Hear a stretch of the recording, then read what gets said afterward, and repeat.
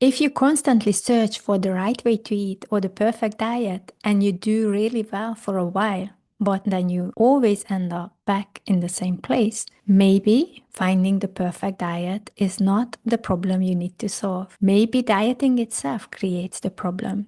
Let me show you something interesting. In an experiment with gerbils, they had one bowl with over 1,000 seeds, another with 200 seeds mixed into sand. Interestingly, when food was abundant, they didn't go for the easy option. They preferred digging through the sand. That was more interesting for them. But then the researchers changed the conditions. One bowl had only sand, and the other had fewer seeds mixed with sand.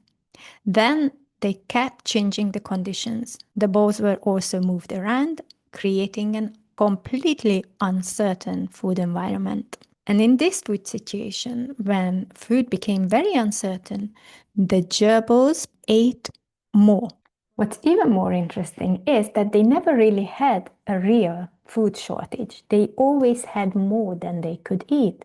But this uncertainty made them eat more. So they didn't eat more because they needed more food. They ate more because they didn't feel safe around food any longer. Now the question is, does this apply to us? And the answer is yes. We see similar patterns with humans too when food feels uncertain. Actually, data shows that often the poorest regions have the highest obesity rate.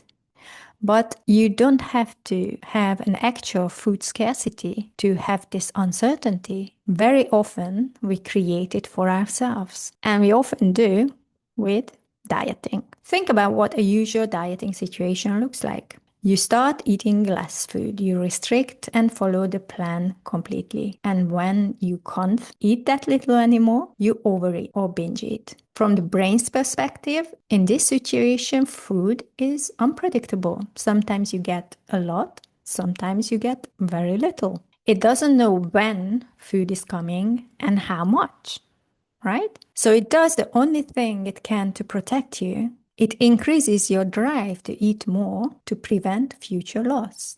So in a way, dieting creates this self-imposed uncertainty, which naturally leads to craving more food. And we can also observe this with children whose family heavily restricts certain foods, like sweets.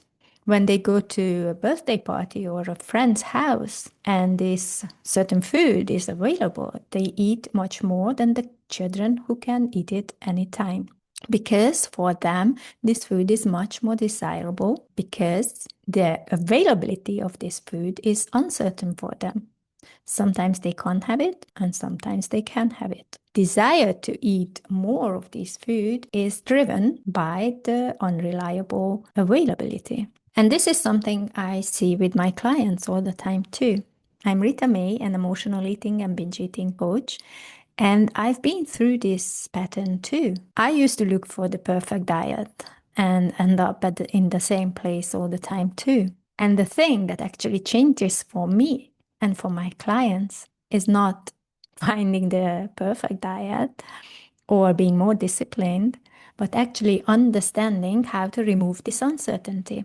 And if you recognize yourself in this, I created a free video for you called From Food Obsession to Food Freedom. And in this video, I show you the step-by-step process how to break free from this pattern so you can enjoy food without overdoing or obsessing about it. You can find the link below.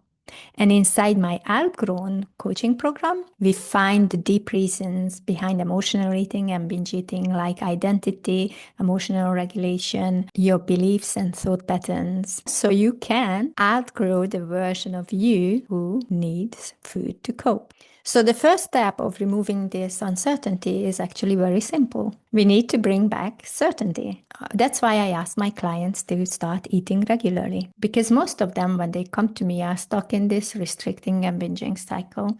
And as I explained, this is exactly what creates this uncertain food situation, which then creates the cravings. That's why it's so important to start eating regularly so your body, your brain can trust that food will always come. There is no uncertainty. And also eat normal amounts consistently instead of eating very little for a while and then eating a lot for a while. Just eat a normal amount. And if you need help to figure out what that normal amount is for you, I can help you. But the key is to not have these extremes, right? Eating too little and eating too much. Because when you start eating consistently, you will have much less cravings and physical hunger. And then it will be so much easier to deal with your emotional hunger too.